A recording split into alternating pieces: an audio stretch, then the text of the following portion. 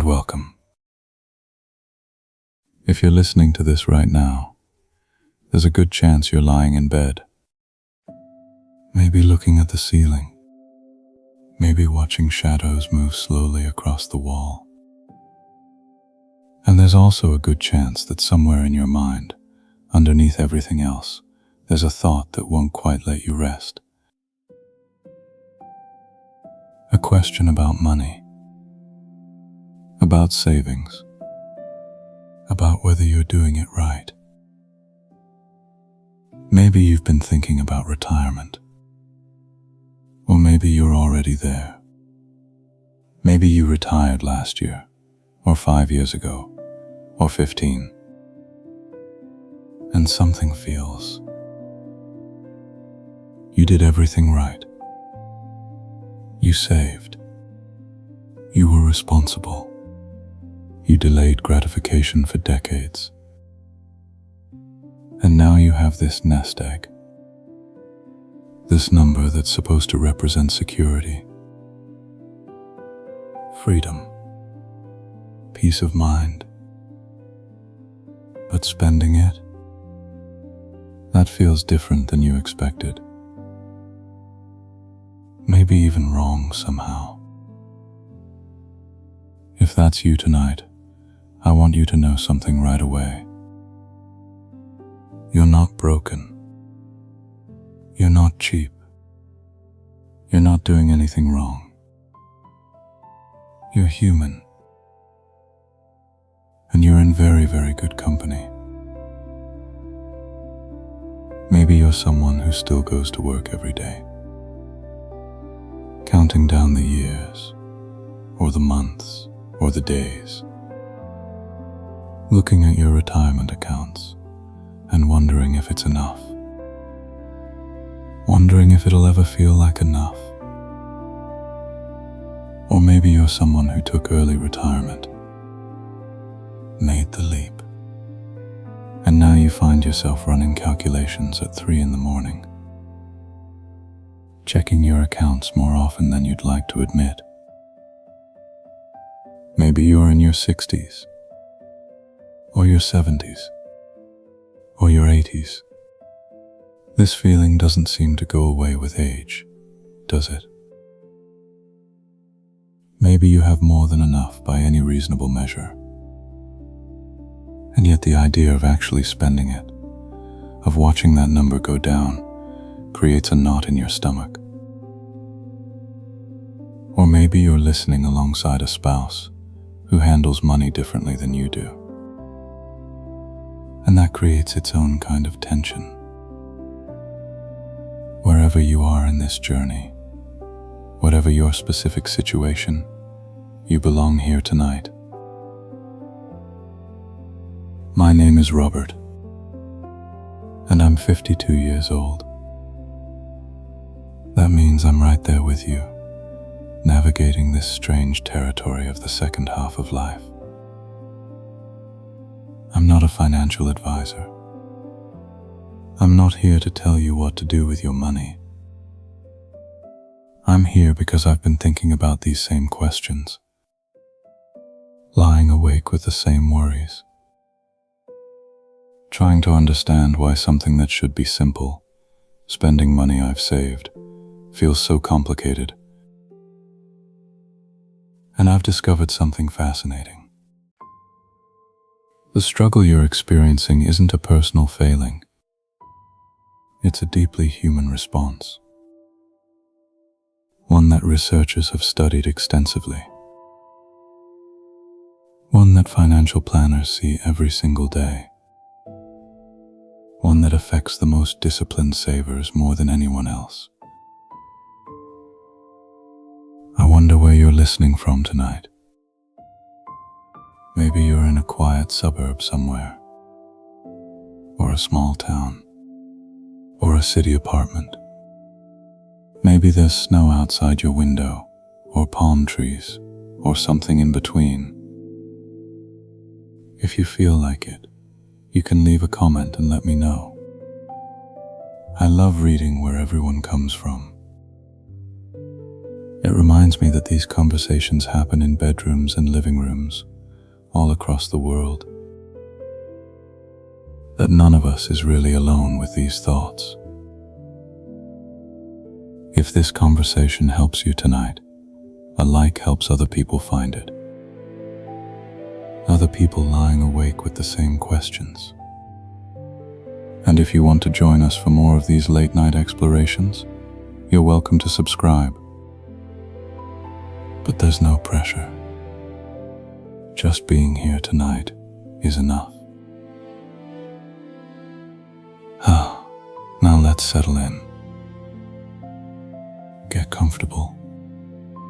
Adjust your pillow if you need to. Let your shoulders drop. You might not have realized they were raised, but they probably were. That's where we carry our tension, our worry, our financial anxiety. Let them drop now. There's nothing you need to do right now. Nowhere you need to be. No financial decision that needs to be made tonight.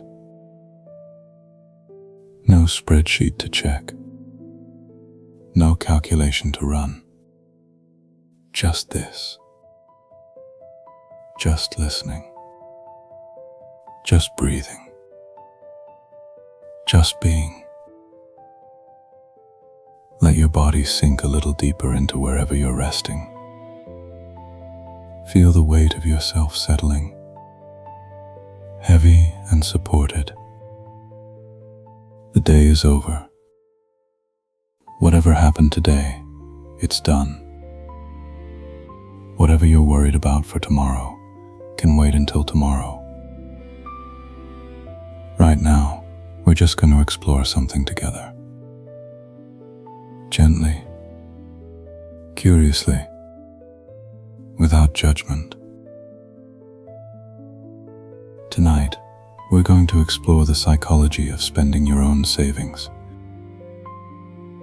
Why it feels so hard. Where that feeling comes from. And how understanding it might bring you a little more peace.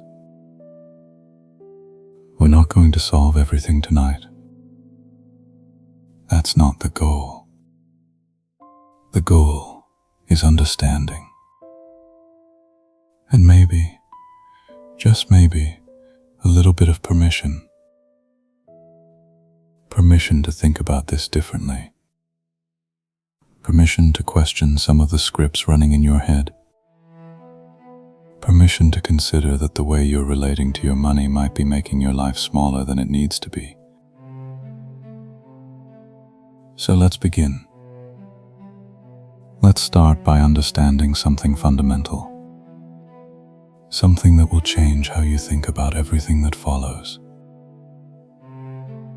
Let's talk about what saved money actually is,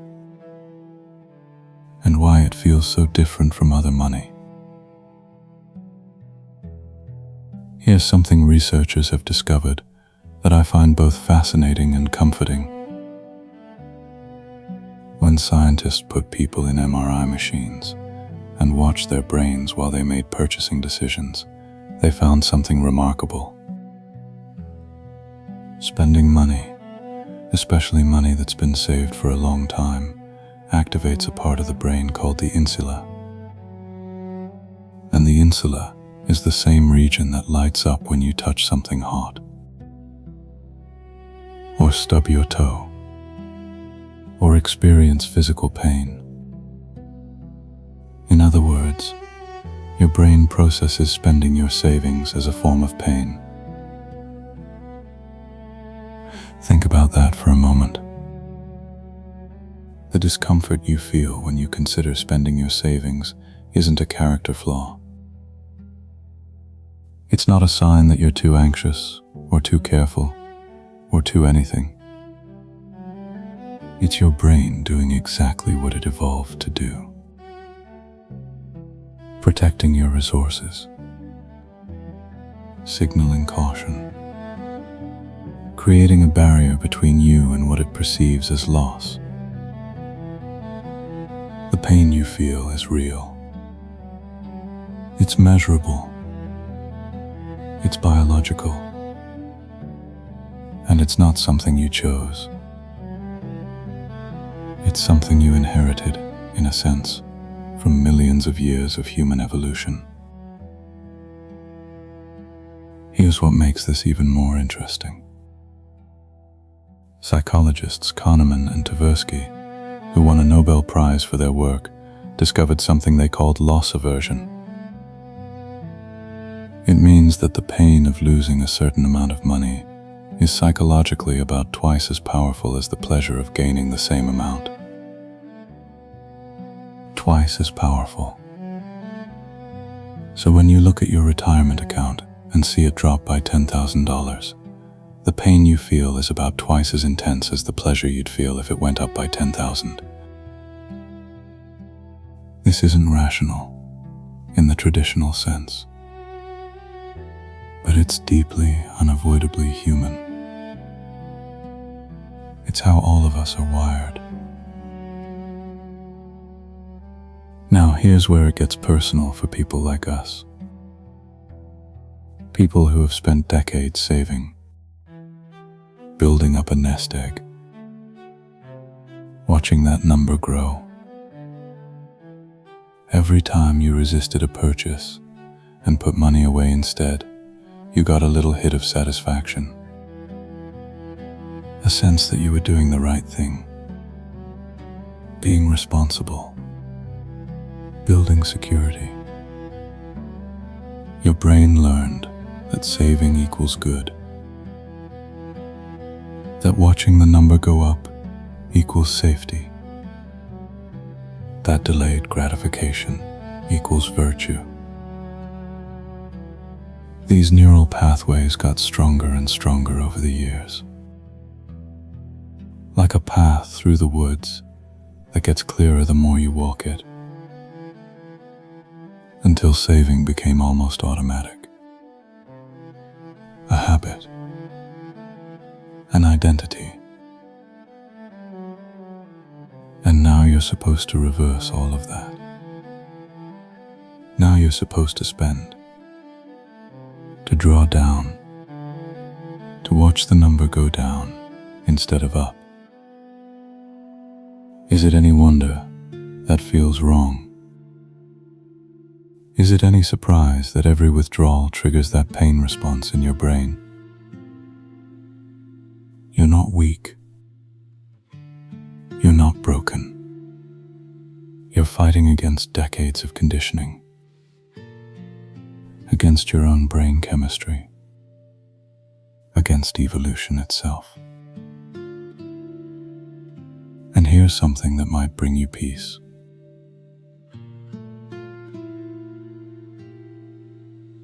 The fact that this is hard for you, that's actually a sign of something good. It means the same discipline and care that helped you save all this money is still working. It's just working against you now in a way. Your greatest financial strength has become your greatest psychological obstacle. And recognizing that, understanding that, is the first step to finding peace with it. There's something else researchers have discovered that I want to share with you. It's called mental accounting. And once you understand it, you'll recognize it in yourself immediately. Mental accounting is our tendency to treat money differently, depending on where it came from or what we've decided it's for. Money is money, objectively. $1 from your paycheck has the same purchasing power as $1 from a birthday gift. But that's not how we experience it, is it? Money from different sources feels different. And money in different accounts feels different. Your checking account might feel like money you can spend. But your retirement account, that feels sacred somehow. untouchable. Even if you're 75 years old, and that's exactly what it's there for. Many retirees unconsciously divide their money into categories. Social Security is for bills. Maybe interest and dividends are spendable. But the principal, the nest egg itself, that's different. That's the emergency fund. That's security. That's not really for spending. Here's something that might sound familiar.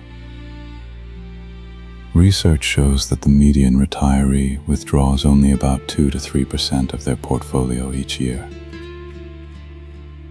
Even though most financial planners agree that 4% is a safe withdrawal rate, many people could safely spend more than they do.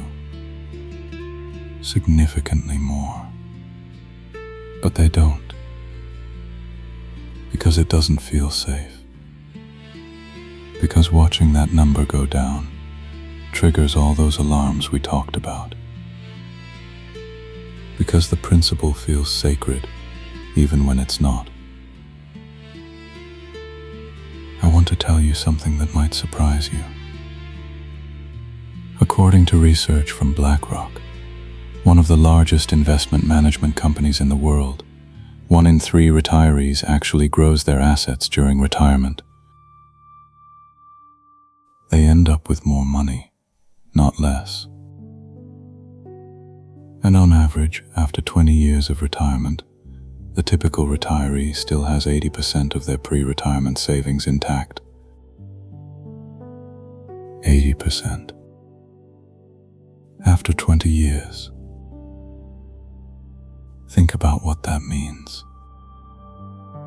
All that worry, all that calculation, all those sleepless nights.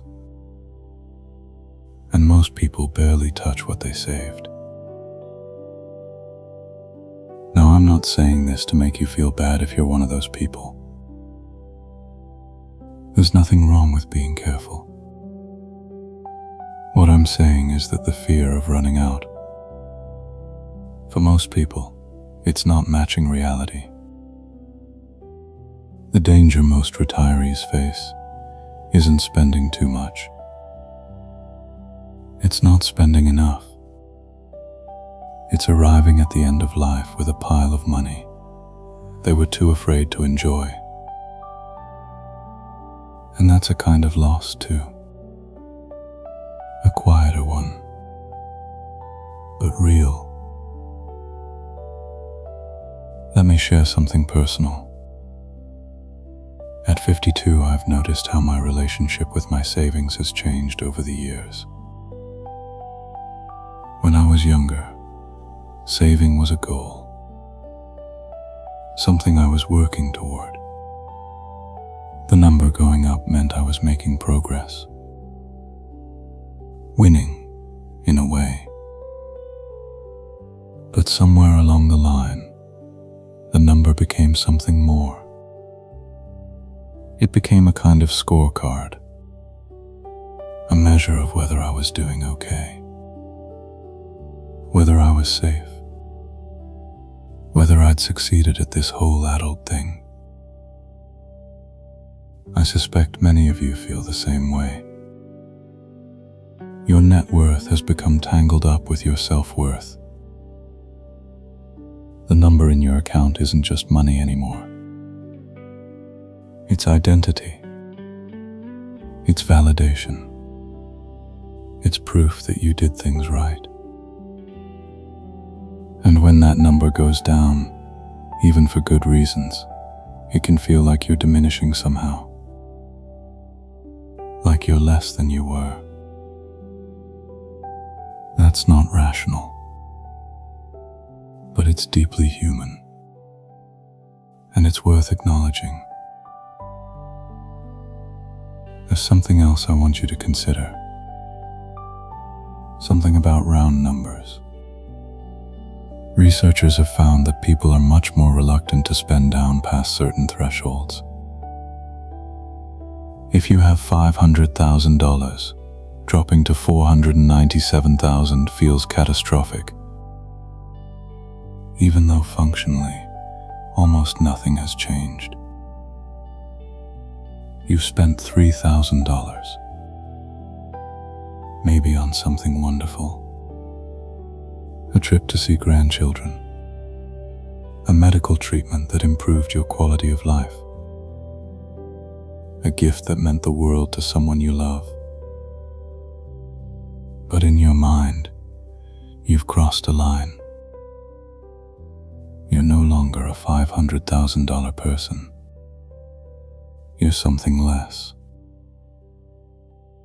This is called reference point dependence. And it's another trick our brains play on us. Those round numbers become psychological milestones. Dropping below them feels like failure, even when it's not. Even when spending that money was exactly the right thing to do. If you've ever felt that specific pain, that reluctance to cross below a certain number, you're not alone. It's universal. It's how we're wired. And simply knowing that can help take away some of its power. Let that thought settle for a moment.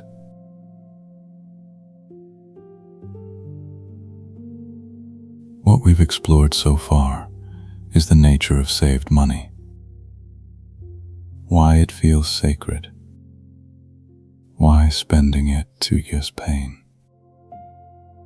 Why your brain fights against exactly what your money is supposed to be for. But understanding the present is only part of the story. To truly find peace with this, we need to understand where these feelings come from. And that's what we'll explore next. To understand why spending feels so hard, it helps to look backward. Not just at your own life, but at the generations that came before you. Because the feelings you have about money didn't start with you. They were passed down, inherited in a way. Like the color of your eyes or the shape of your smile. Except no one ever sat you down and explicitly taught you these things. They seeped in through observation, through atmosphere, through 1,000 small moments you probably don't even remember. Think about your parents for a moment, or your grandparents. How did they talk about money? Or more likely, how did they not talk about it? What did you learn from watching them? From the things they bought and the things they didn't. From the way their voices changed when bills arrived. From the arguments you may have overheard, or the silences that were even louder. Psychologists have identified something they call money scripts. These are the unconscious beliefs about money that form in childhood and operate beneath our awareness for the rest of our lives. They're like software running in the background. You don't see the code, but it shapes everything. Some common money scripts include beliefs like money is scarce and must be protected at all costs. Or spending on yourself is selfish. Or more is always better. Or you can never have enough.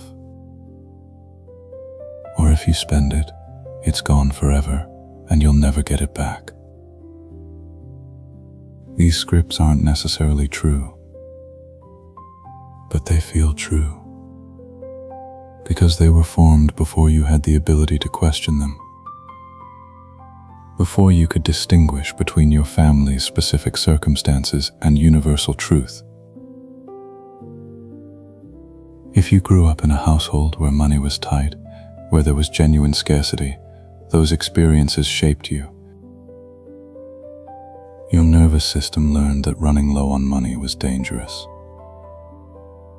that every dollar needed to be protected, that spending was a risk, and that vigilance was survival.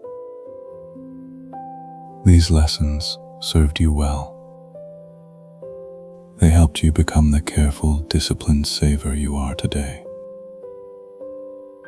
But they don't automatically update when your circumstances change. The part of your brain that learned those lessons as a child doesn't know that you're financially secure now. It still thinks you're at risk, still sounds the alarm when you consider spending. There's a broader historical context here too,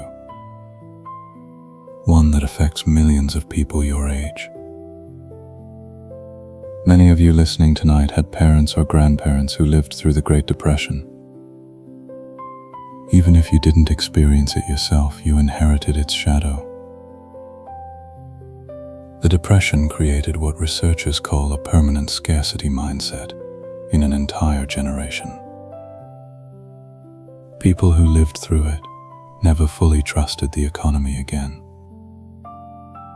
They saved rubber bands, reused tea bags, kept everything, just in case. Because they had seen how quickly everything could disappear. And they passed that fear down to their children, who passed it down to you. Not through explicit lessons, but through 1,000 small behaviors. Through the way they flinched at prices, the way they hoarded things they didn't need, the way they made you feel guilty for wanting things.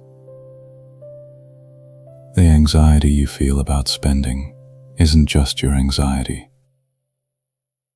It's an heirloom, passed down through generations. A response to a crisis that ended before you were born. Researchers have actually studied this. They found that people who experienced major economic downturns, even in childhood, remain more risk-averse for the rest of their lives. They call them depression babies. And the effects last for decades, shaping investment decisions, spending patterns, and financial anxiety long after the economy recovered. If you feel a deep, almost primal fear about spending your savings, it might not be about your circumstances at all. It might be an echo, a memory that isn't even yours, reverberating through time. And there's something strangely comforting about knowing that your fear has a source. It has a history. It's not proof that you're in danger. It's proof that your family survived something hard. There's another historical shift that's worth understanding, because it explains why retirement feels so much more anxious now than it did for previous generations. 50 or 60 years ago, most people retired with a pension, a guaranteed check that arrived every month for the rest of their lives.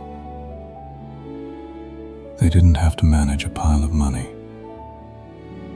They didn't have to decide how much to withdraw. They didn't have to worry about running out. The company or the government took care of all that. All they had to do was spend what arrived. But then something changed. The pension system gave way to the 401k. And with it, all the risk and all the responsibility shifted from employers to individuals. Suddenly, you weren't just receiving retirement income.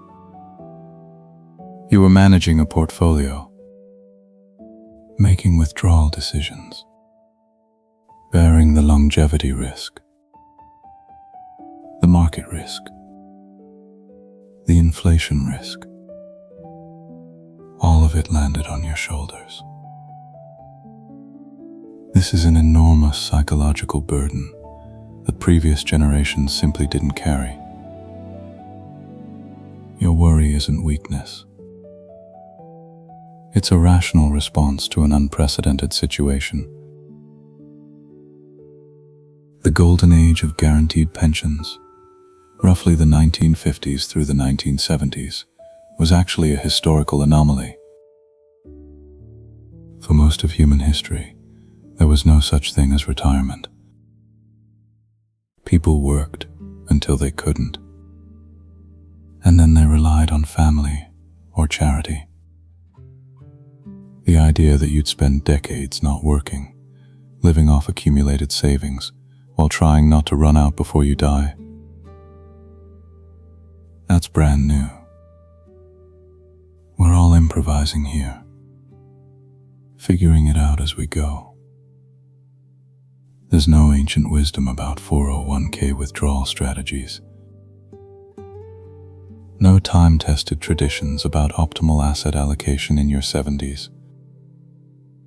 We're in uncharted territory. And the anxiety you feel is partly just the reasonable discomfort of navigating something new. I want to mention one more thing about where these feelings come from. And this one might be a little uncomfortable to hear, but I think it's important. The financial services industry has in some ways made this worse. For decades, the primary message of financial marketing has been fear. Will you have enough? What if the market crashes? What if you live to 100? What if healthcare costs bankrupt you? These fears aren't entirely baseless, but they're often amplified beyond reason. Because fear motivates people to buy financial products. Fear gathers assets under management. Fear sells. The industry has been very good at teaching people to accumulate, to save more, to build the pile higher. But it's been much less helpful at teaching people to actually use what they've built. The focus has been on the number, getting to the number, protecting the number, but not so much on the life that the number is supposed to fund. So if you feel anxious about spending, know that some of that anxiety was deliberately cultivated. You were taught to feel that way, and recognizing that can help take away some of its power. In my 52 years, I've come to understand something about this.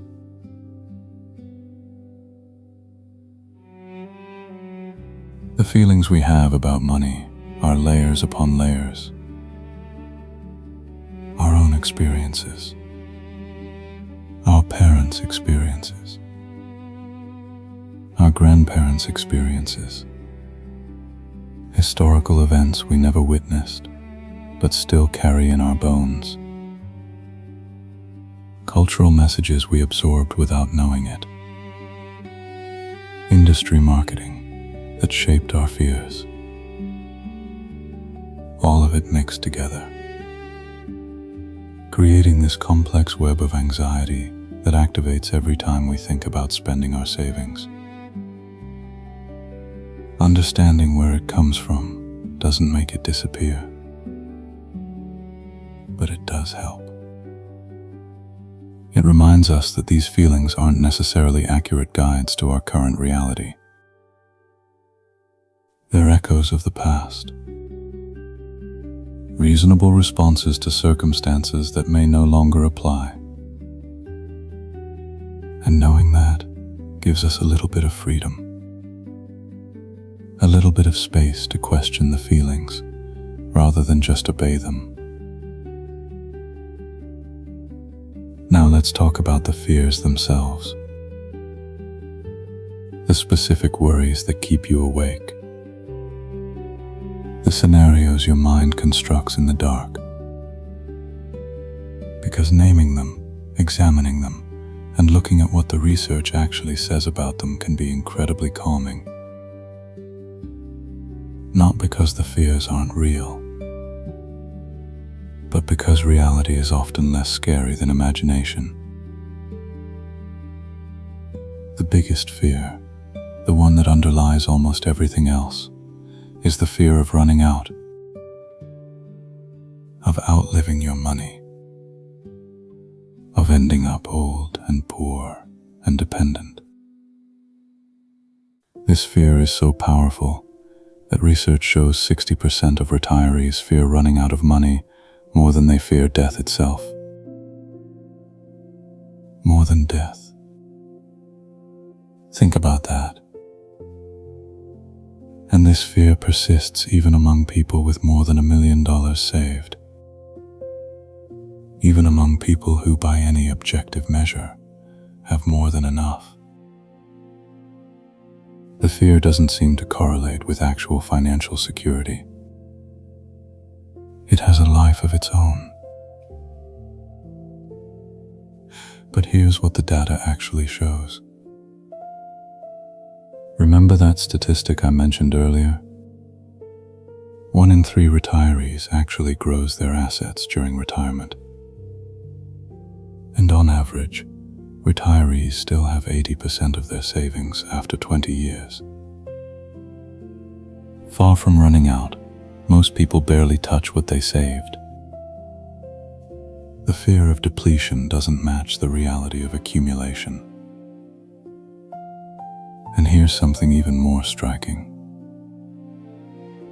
Researchers found that retirees who intended to spend down their assets, who made specific plans to use their money, typically ended up leaving inheritances 2 to 3 times larger than they anticipated.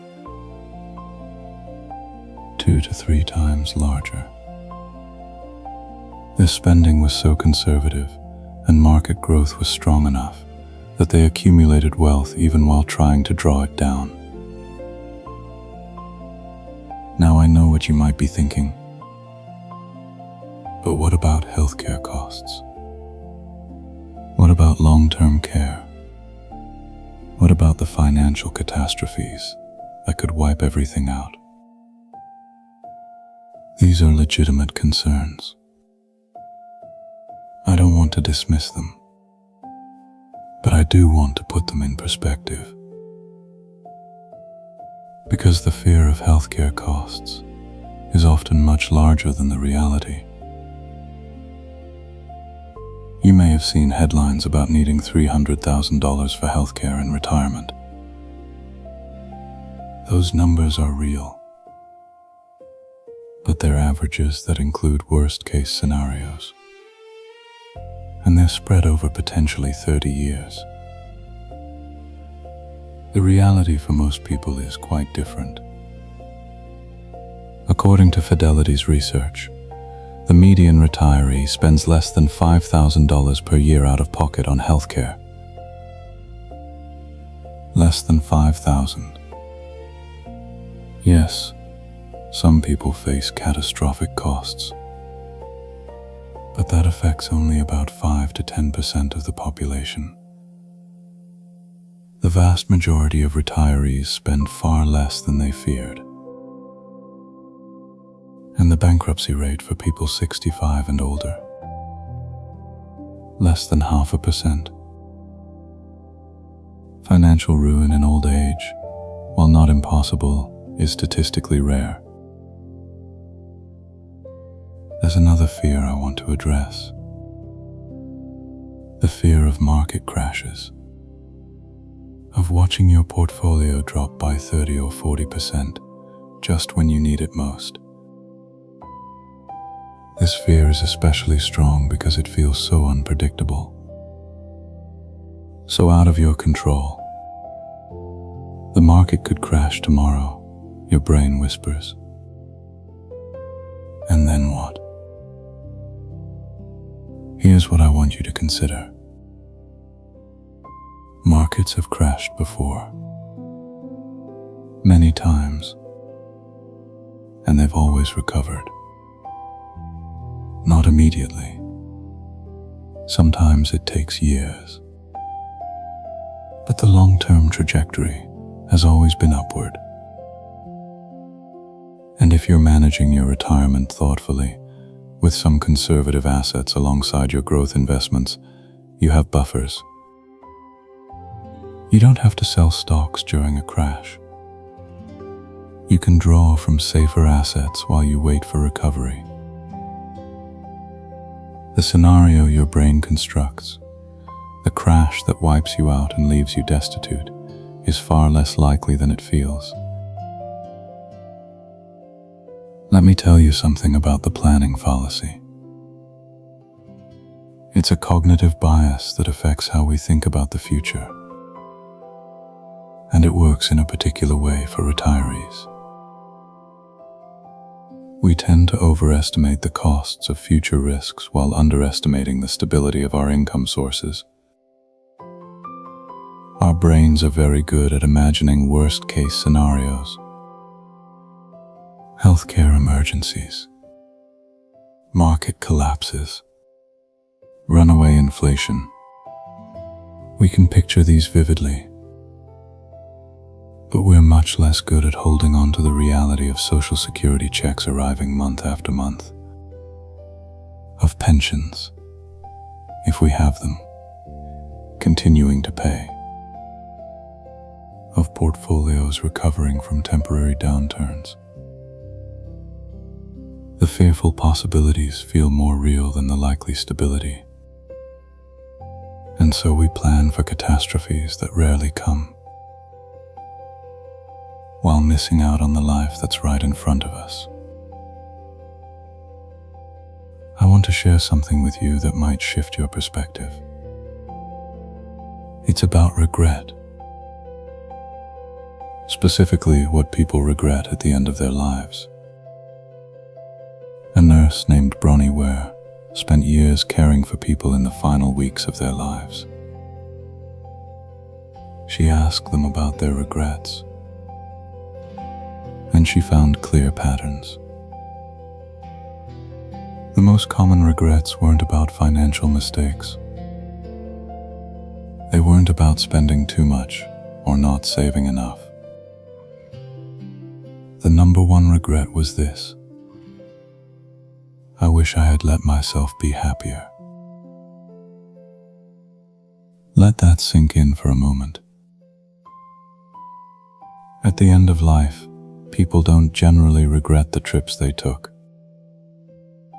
the experiences they had, the money they spent on the people they loved. They regret the happiness they denied themselves, the joy they postponed, the life they didn't let themselves live because they were too careful, too afraid, too focused on protecting a future that, when it finally arrives, is often too late to enjoy. At 3 a.m, every fear feels equally likely. The market could crash. You could get sick. Everything could fall apart. I know this because I've had those nights too. But here's what I've learned. Our brains are terrible at probability when we're anxious. The worst-case scenario feels inevitable, even when it's statistically rare. The fear of the thing is almost always worse than the thing itself. And the cost of that fear, the life we don't live while we're protecting ourselves from unlikely catastrophes, is real. It's just harder to see than a number going down in an account. I had a conversation recently that I can't stop thinking about. A friend of mine, he's in his early 70s, was telling me about a trip he'd always wanted to take. A long journey. Multiple weeks. Something he'd dreamed about for decades. He finally decided to do it last year. But by then, the 12-hour flights felt almost impossible. The walking required was more than his knees could handle. He did a shortened version of the trip and it was fine. But he told me something that stuck with me. He said, I had the money at 65. I just didn't have the permission. The permission. That's what so many of us are waiting for, isn't it? Permission to spend. Permission to enjoy. Permission to stop accumulating and start living. We tell ourselves we're being responsible. We're being careful. We're preparing for uncertainty.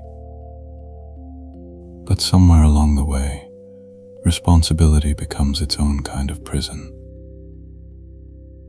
And the thing we're protecting ourselves for never quite arrives. Because there's always another uncertainty.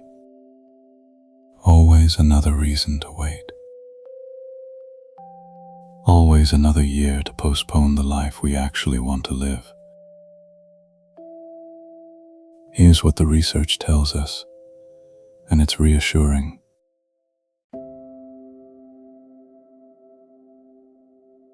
It's never too late to change your relationship with spending. But the window for certain kinds of spending, the physical adventures, the long journeys, the active experiences, that window is often shorter than we think. Researchers call the early years of retirement the go-go years. Roughly 65 to 75. This is when people have both the health and the desire for active experiences. After 75 come the slow-go years, and eventually the no-go years, when health limits what's possible regardless of wealth. The money you're protecting for your 80s and 90s. Your 90-year-old self probably won't want or need what your 65-year-old self does. The trip, the adventure, the experience that requires energy and mobility. Those have expiration dates that your savings don't. So as we move toward the next part of our exploration together, I want you to hold on to something. The fears that keep you awake are real, but so is the life you're not living while you tend to them.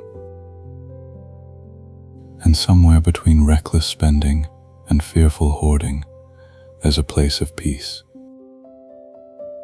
A place where you can feel secure and still enjoy what you've built.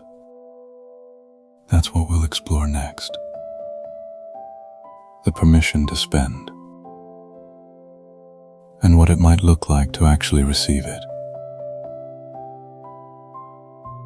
So here we are. We've explored what saved money means to our brains. We've traced where our fears come from. We've looked at the statistics and found that reality is often less frightening than imagination. Now comes the harder part. The part that requires something more than understanding. It requires permission. Permission to spend. Permission to enjoy. Permission to use the money for exactly what it was meant for. Living. Here's something psychologists have discovered. Many people, especially lifelong savers, need external permission to spend. The internal voice, the one that's been saying save, save, save for decades, is too loud, too insistent, too convincing. It doesn't matter that logically you know you have enough. The emotional part of your brain doesn't believe it. And so you need someone or something outside yourself to say it's okay, to grant the license, to break the spell. Financial planners talk about this all the time. Over 70% of them say their biggest challenge isn't getting clients to save. It's getting clients to spend. People come to them with substantial portfolios, more than enough by any reasonable measure. And they're living like they're on the edge of poverty. Not because they don't have the money, but because they don't have the permission. So part of what these planners do, part of their actual job, is running the numbers and then looking their clients in the eye and saying, you can afford to live better than this. You're not going to run out. It's okay to enjoy what you've built. If you don't have a financial planner who can do this for you, I want to try something.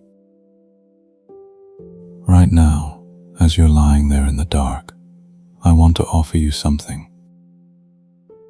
It's not financial advice. I'm not qualified to give that. But it's something that might help anyway. Consider this a permission slip. You, who spent decades being responsible. You, who delayed gratification again and again.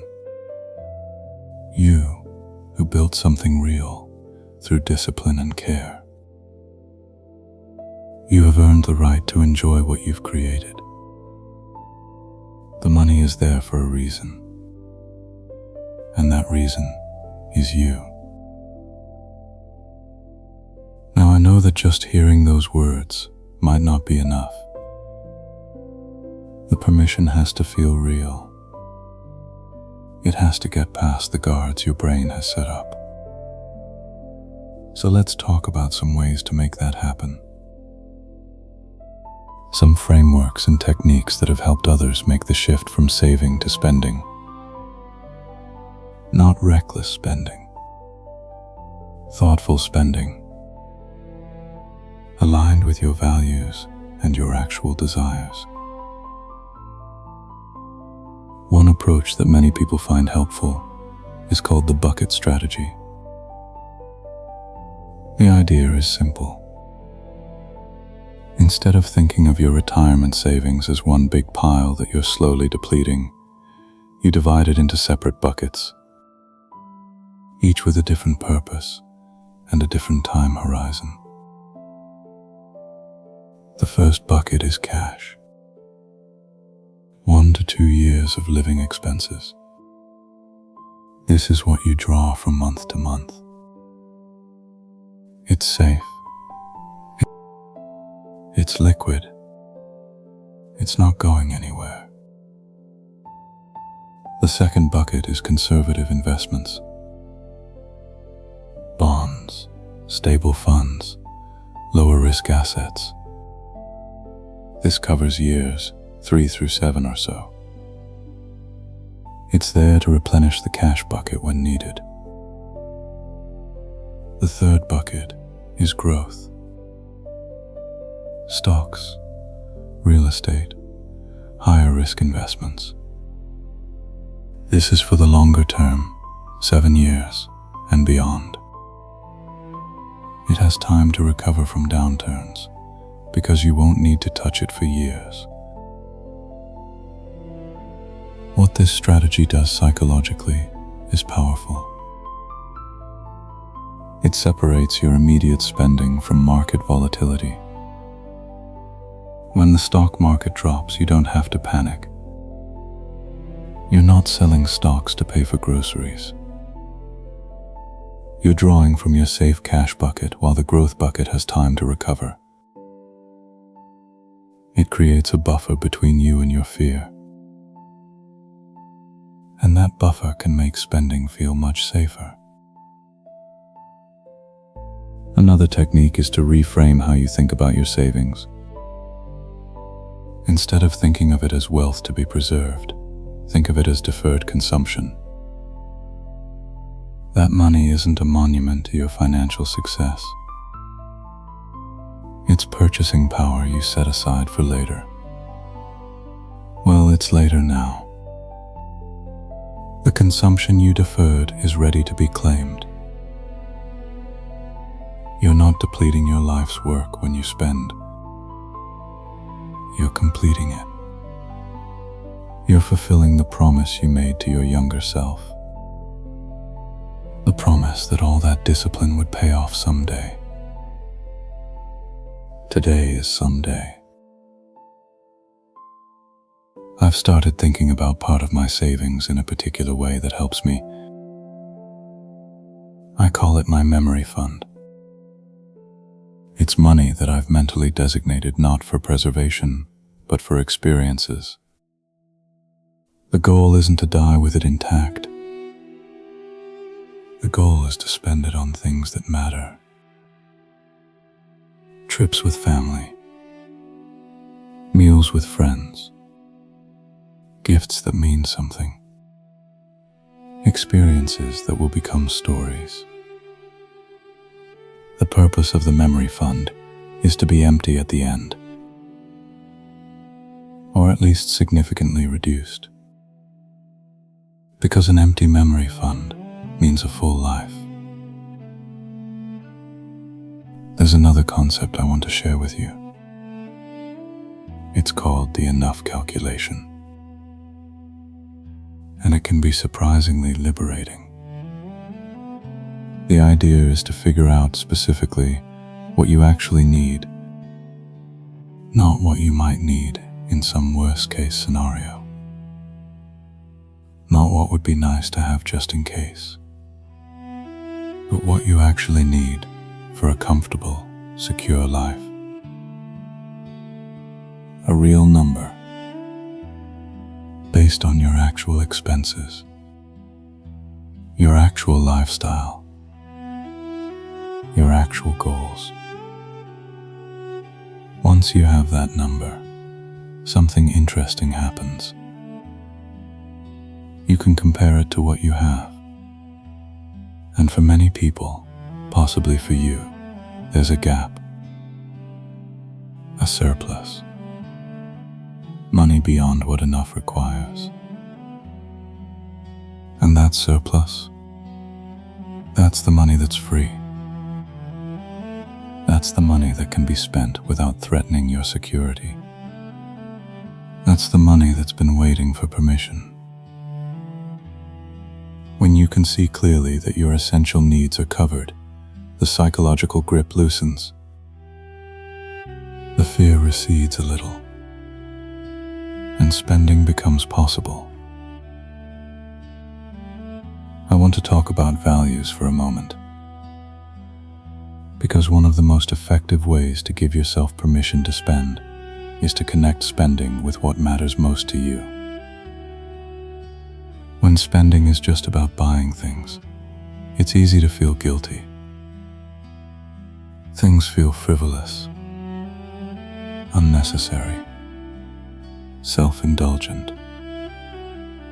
But when spending is about living your values, it transforms.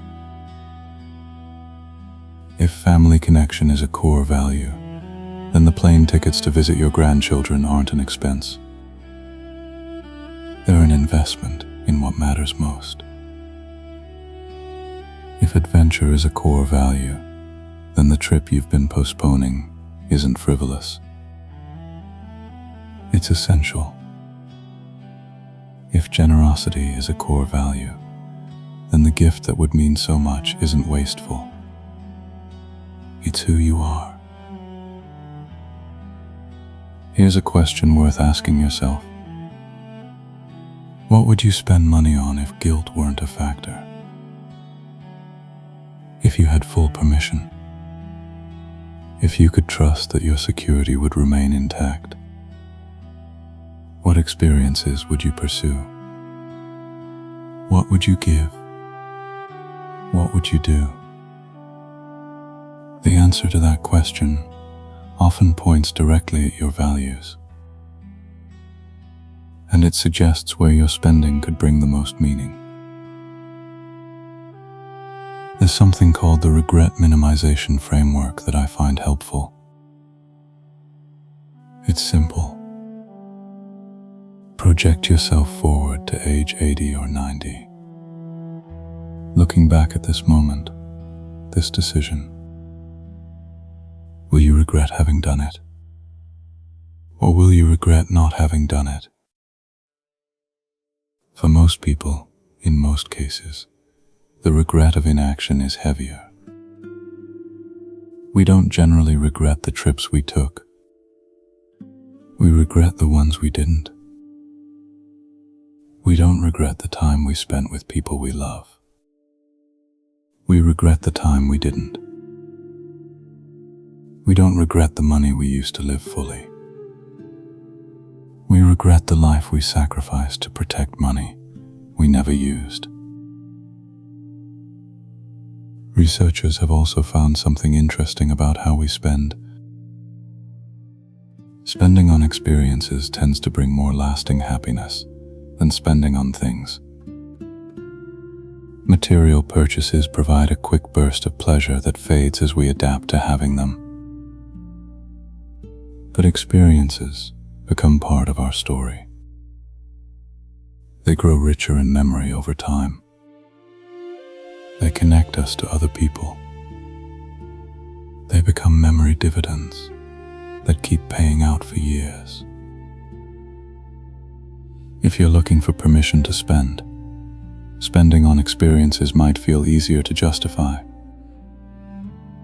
because you're not buying a thing. You're buying a memory. You're buying a story. You're buying something that appreciates rather than depreciates. There's one more technique I want to mention before we move on. It's called practice spending. And it sounds almost silly, but it works. The idea is to deliberately spend a small amount of money on something purely for enjoyment. Not something you need. Something you want. It could be $50, $100, whatever feels slightly uncomfortable, but not dangerous. And then you notice what happens. You observe the guilt, if it comes. You observe that the world doesn't end. You observe that your financial security remains intact. It's exposure therapy, in a way. You're teaching your nervous system that spending doesn't lead to catastrophe. You're building new neural pathways, ones that associate spending with joy rather than danger. Start small. Notice that you're okay. Gradually increase. Over time, the pain of paying softens, and the pleasure of living expands. And here's something that might bring you peace.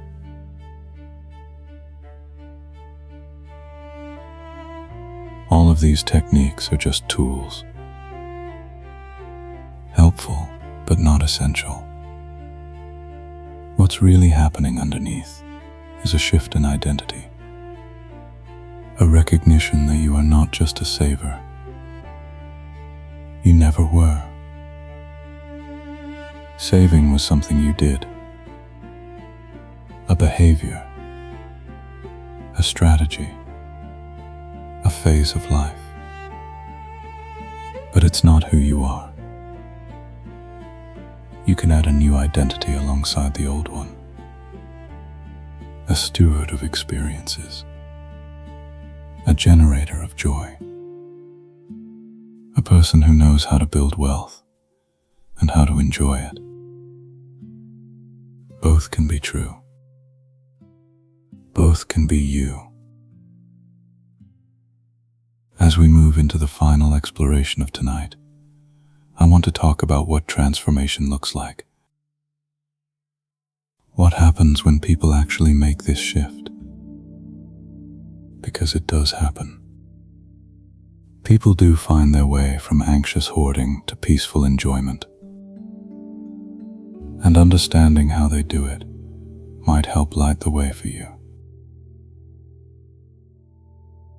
Researchers and financial therapists have observed that the transition from saving to spending tends to happen in stages. And knowing these stages can help normalize wherever you are in the journey. The first stage is paralysis. This is where many people get stuck. The very idea of withdrawing money from retirement accounts feels impossible. Dangerous. Wrong. If you're in this stage, please know that it's normal. It's where almost everyone starts. And it doesn't mean you'll be stuck here forever. The second stage is testing. This is when you start making small withdrawals. Maybe for something specific. Maybe just to see what it feels like. The amounts are modest. The anxiety is still present. But you're moving. You're proving to yourself that it's possible. That the sky doesn't fall. The third stage is comfort. This comes after you've made enough withdrawals to realize that you're okay, that your security hasn't evaporated, that life goes on, maybe even better than before. The fear doesn't disappear entirely, but it loosens its grip.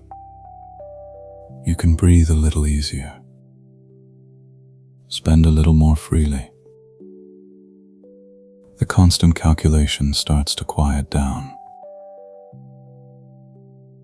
The fourth stage is mastery. This is when you're using your money strategically for joy. Not recklessly, not fearfully, but intentionally. You know what brings you happiness. You spend on that. You know what doesn't.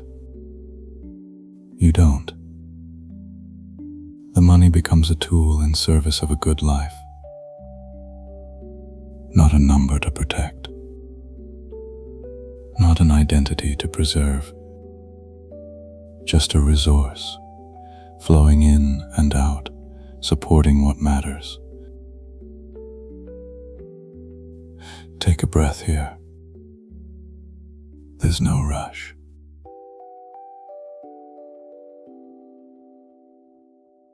Wherever you are in these stages, you're exactly where you need to be. If you're in paralysis, you're normal. If you're testing, you're brave. If you're finding comfort, you're healing. If you've reached mastery, you're inspiring others just by living. There's no timeline for this. No right pace. Only the pace that works for you. I want to tell you about what researchers have found when they study happy spenders. People who've successfully made the transition. Who've found peace with using their money. What do they have in common? What can we learn from them? First, they tend to prioritize what researchers call social spending. meals with friends, visits with family, experiences that connect them to other people. Money spent on relationships brings more happiness than money spent in isolation. The dinner party brings more joy than the fancy gadget. The trip with loved ones brings more joy than the trip alone. Second, happy spenders often use money to buy time. They outsource the things they don't enjoy.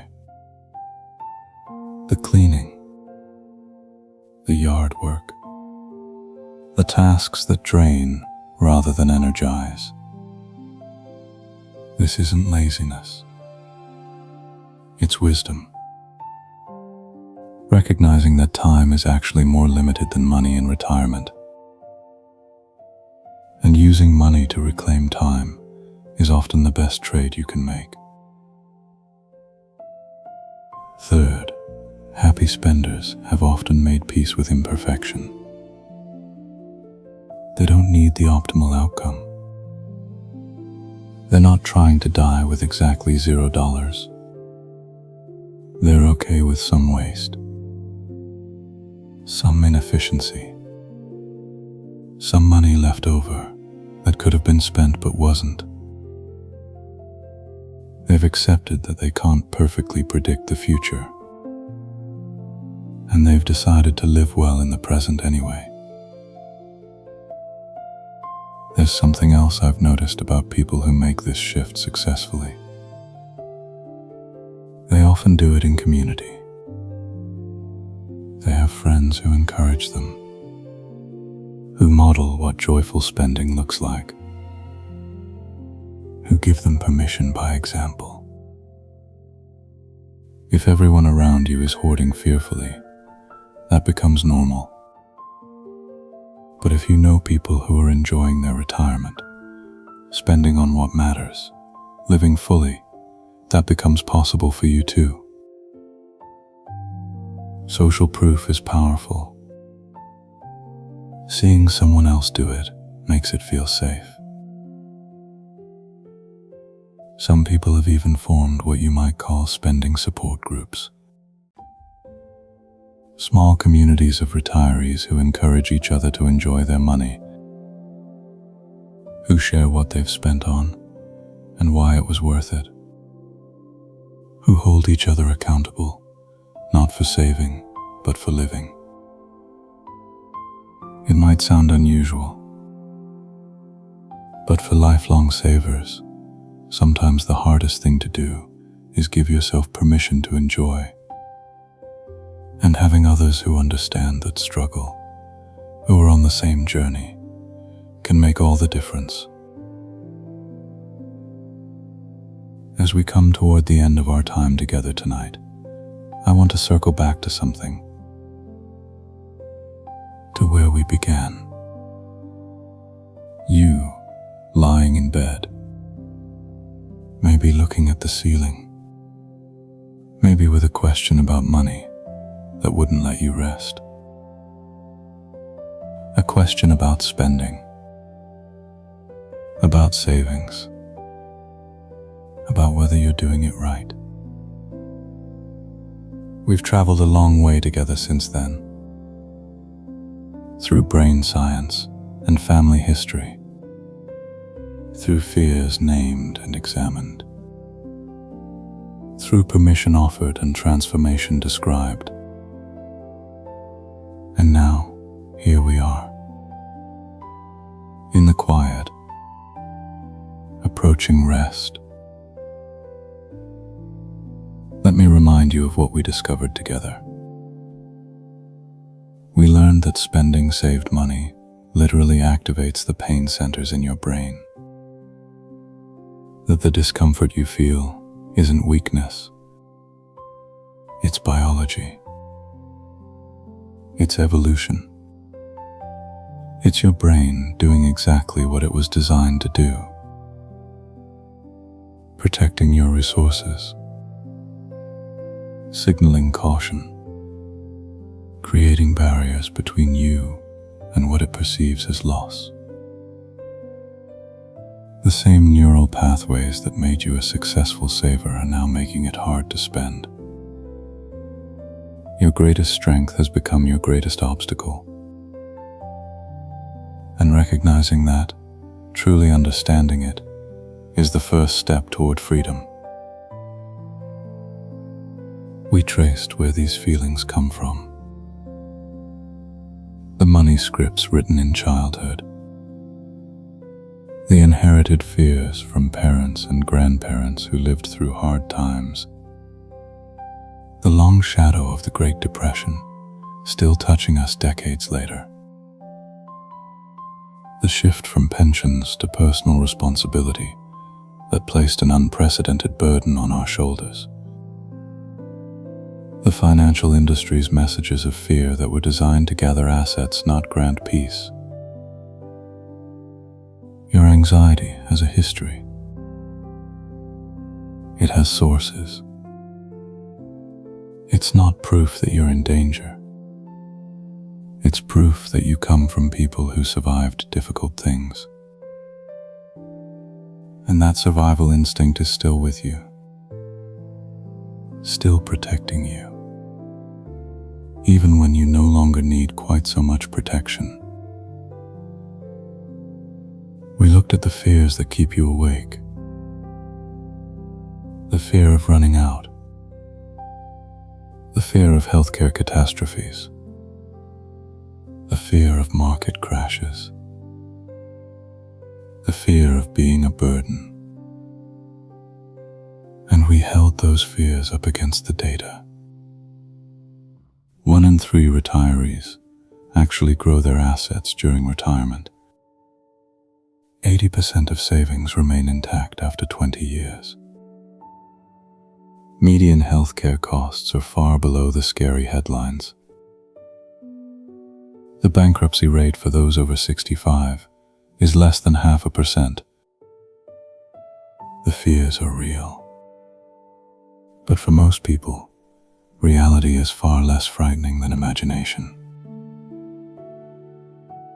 We talked about permission. The permission that so many of us need to enjoy what we've built. The bucket strategy that separates short-term spending from long-term volatility. The reframing of savings as deferred consumption, finally ready to be claimed. The memory fund that exists to be spent, not preserved.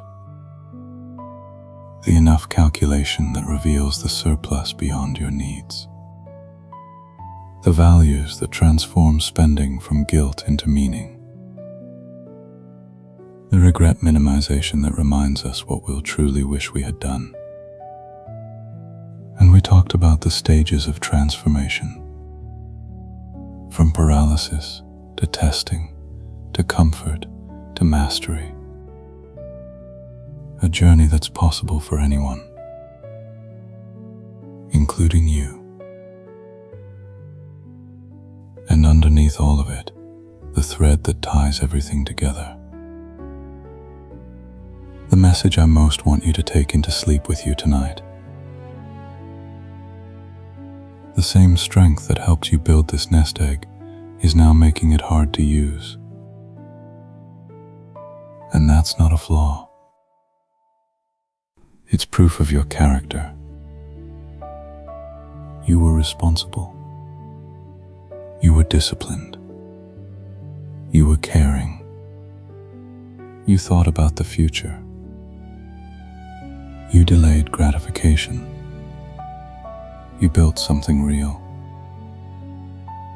The difficulty you feel in spending it is just the other side of those same qualities.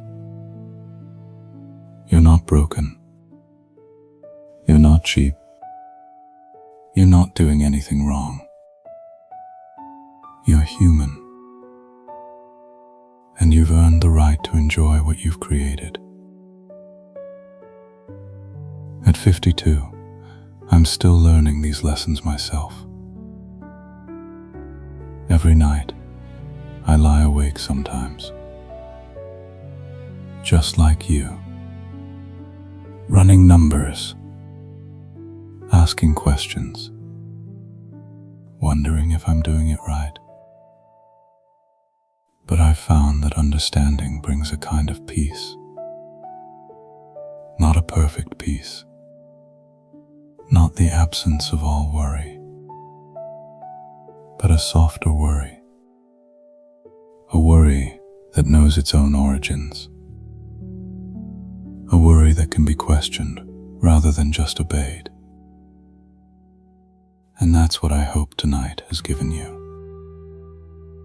Not answers to every question, but understanding that makes the questions feel less heavy. Thank you for spending this time with me. Thank you for trusting me with your late night thoughts, for letting me be a voice in the dark when sleep wouldn't come. Thank you for being part of this community of people who think deeply about these things, who care about getting it right, who want to live well, not just comfortably. There are people all over the world listening to this,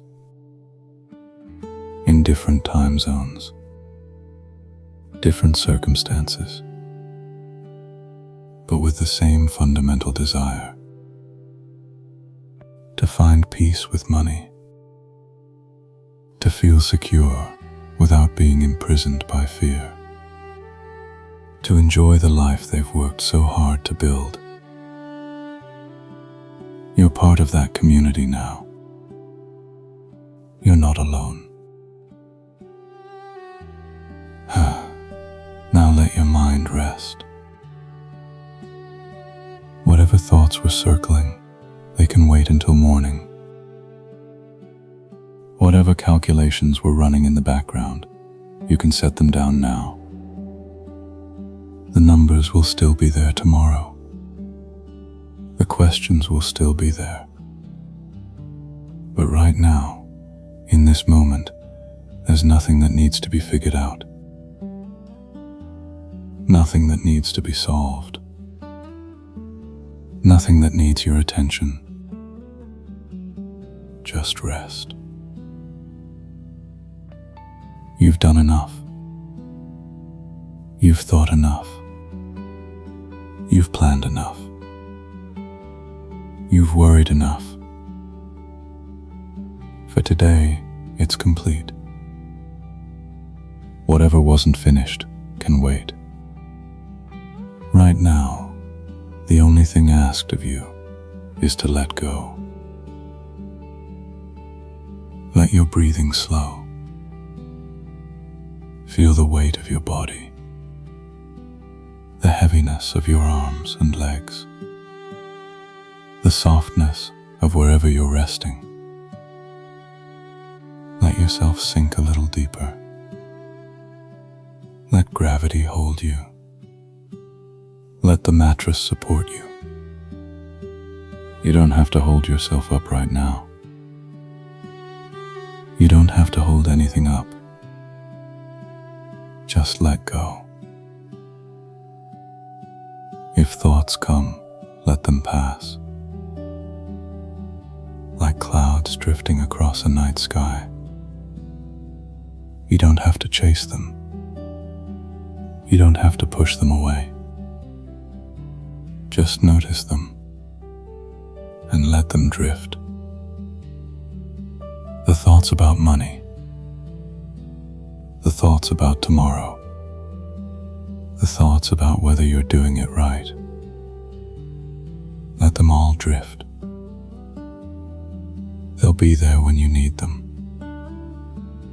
but you don't need them now. The night is here.